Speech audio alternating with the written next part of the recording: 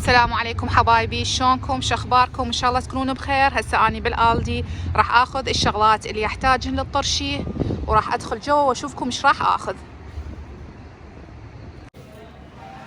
هسه دخلت للالدي راح اخذ الشغلات اللي احتاجها مثل ما قلت لكم. هاي هنا عندنا كيك وصمون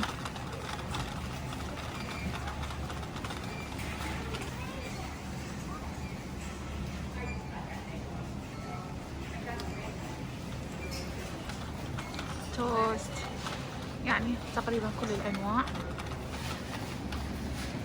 وهنا عندنا الفواكه، عندنا البرتقال، راح احتاج ليمون، راح اخذ ليمون.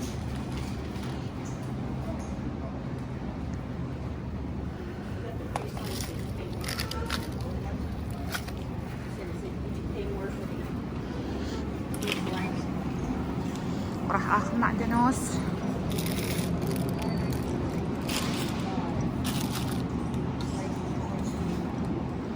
راح اخذ فاصوليا طيبة بالطرشي،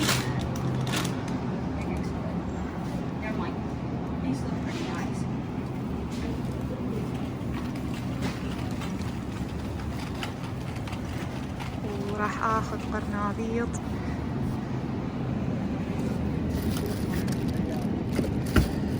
راح اخذ اثنين لان حجمه كلش صغير.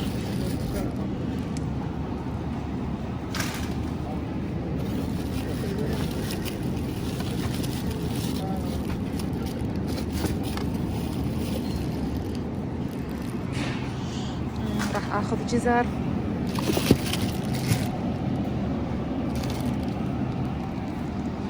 واريد بعد اريد خيار،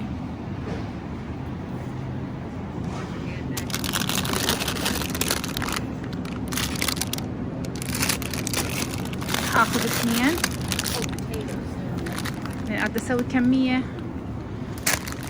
يعني اسوي تقريبا مال شهر او شهر ونص.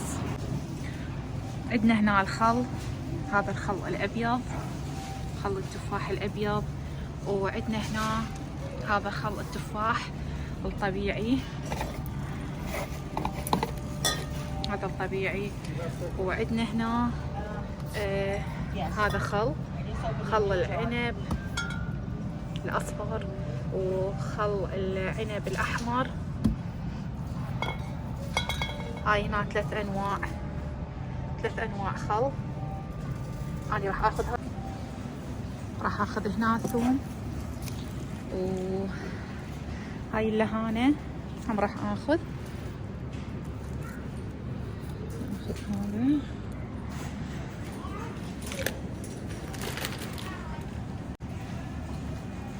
وراح اخذ هذا الفلفل الحار، راح اخذ كيسين. وراح اخذ هذا فلفل الالوان، راح اخذ واحد.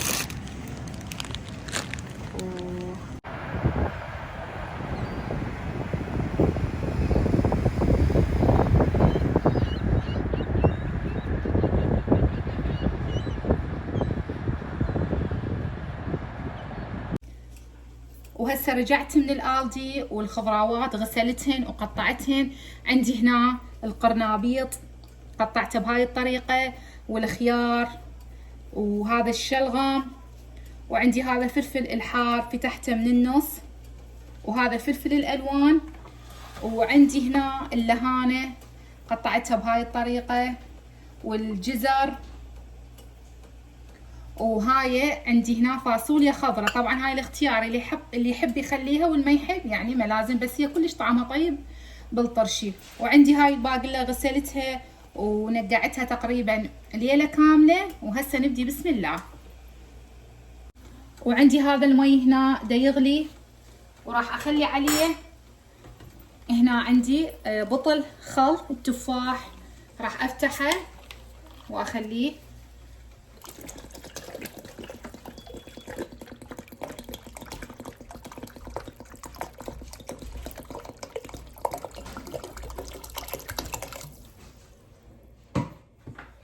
وراح اخلي هنا ملعقتين ملح، ملعقتين كبار.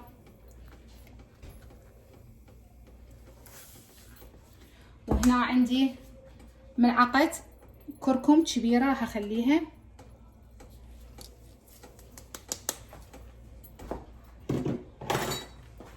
وراح اتركه يغلي وارجع لكم. وهسه المي صار عندي كلش حار، بس بعد ما واصل لدرجة الغليان. واني هنا وطيت الطباخ على اقل درجة، وحضرت هنا عندي المصفي اللي راح اصفي بيه الخضروات.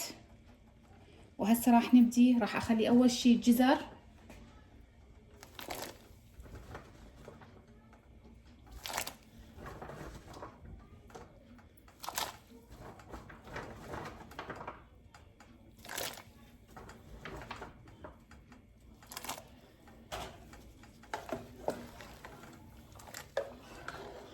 هنا راح اخليه تقريبا 5-6 ثواني، ما راح اخليه اكثر.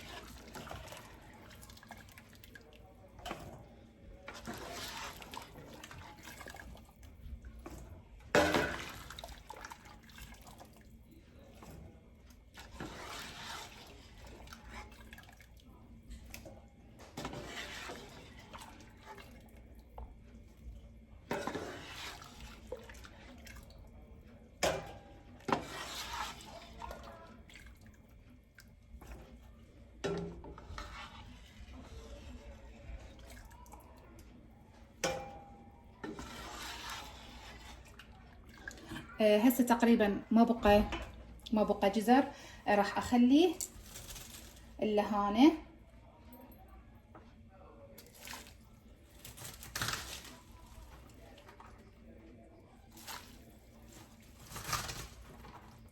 اللهانة بمجرد ما تخلوها رأسا، هسه خليتها رأسا، راح اطلعها مثل ما تعرفون اللهانة بسرعة تستوي.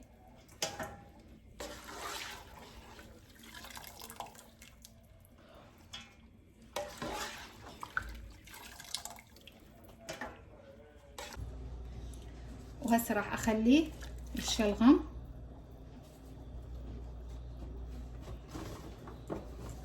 واذا شفتوا المي برد شويه علوه. انا عليته تقريبا دقيقه دقيقتين ورجعت نصيته.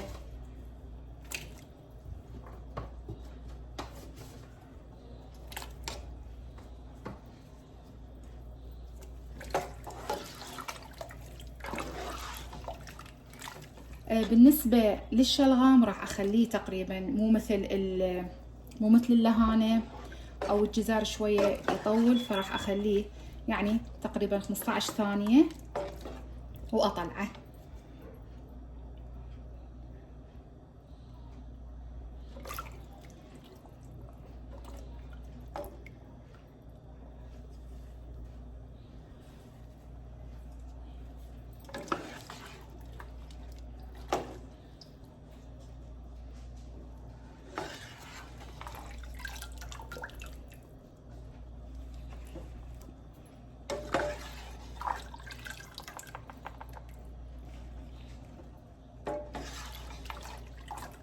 بس مثل ما قلت لكم اهم شيء تنتبهون على المي، من شويه يبرد تعلوه وبعدين ترجعون تنصوه. وهسه عندي هنا القرنابيط راح اخليه.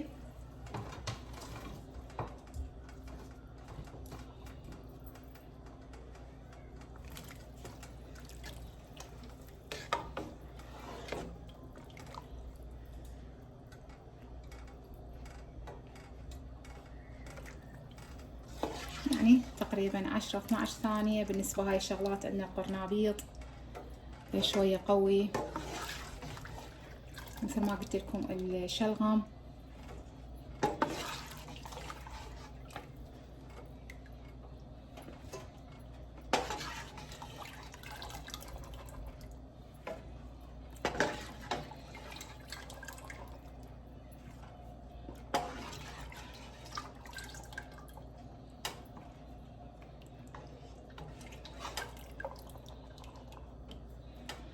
وهسه عندي هذا الخيار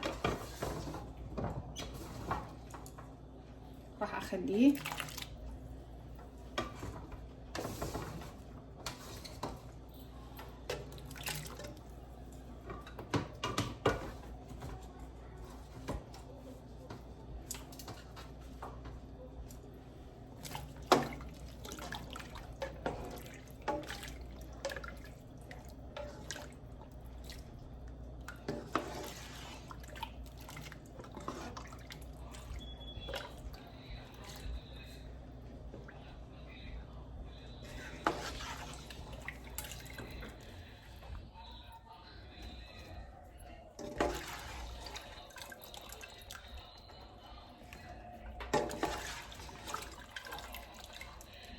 الخيار ما اخليه رأسا، يعني مثل ما تشوفون ما اقدر اخليه هواي مثل ما تعرفون بسرعة يستوي.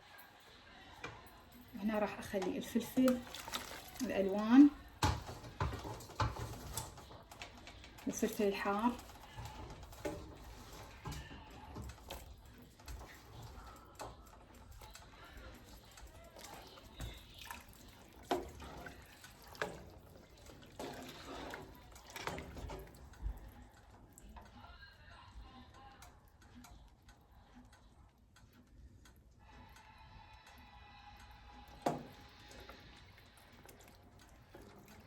هسه راح اطلعه.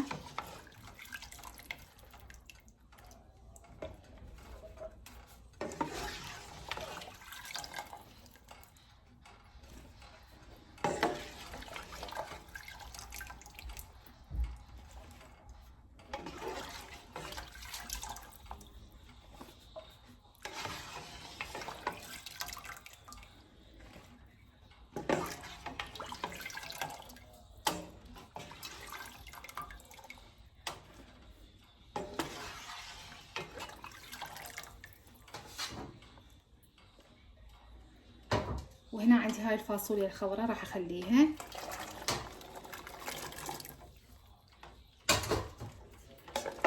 يعني هاي تقريبا راح اخليها فد 30 ثانية. هسه خلصت وخليت بقت عندي بس الباجلة خليتها، وراح اخليها تقريبا من 7 ل 10 دقائق. وعندي هنا الخضروات خلصتها وراح اخليها تبرد، ومن تبرد ان شاء الله ارجع لكم. وهسه من بعد ما بردت الخضروات خليت هنا عندي زيتون هذا جاهز، وخليت ثوم قطعته بهاي الطريقة، وشرائح ليمون، وثرمت قليل من المعدنوس.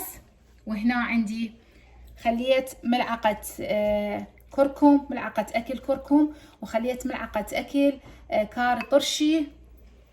وعندي هنا عنبة، طبعا هاي اختياري اللي يريد يخليه، بس ينطيها طعم كلش طيب. وعندي هذا الخل أنا خليت قسم هنا، وراح أكمل أخلي القسم البقع عندي راح أكمله أخليه هنا بهاي الدبة.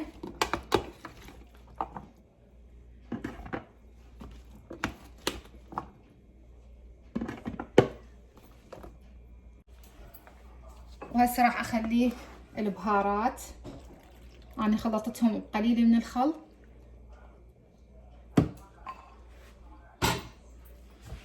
قليل من العنبة،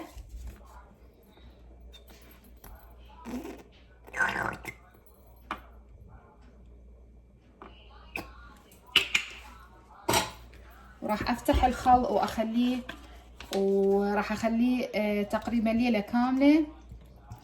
ان شاء الله باكر نشوف النتيجة النهائية. وهذا الطرش استوى من بعد ما خليته ليلة كاملة. طبعا طعمه كلش طيب والوانه حلوة. ان شاء الله عجبتكم وصفتنا لهذا اليوم. وقبل لا نروح لا تنسوني باللايك والشير ومتابعة لقناتي. باي بنات.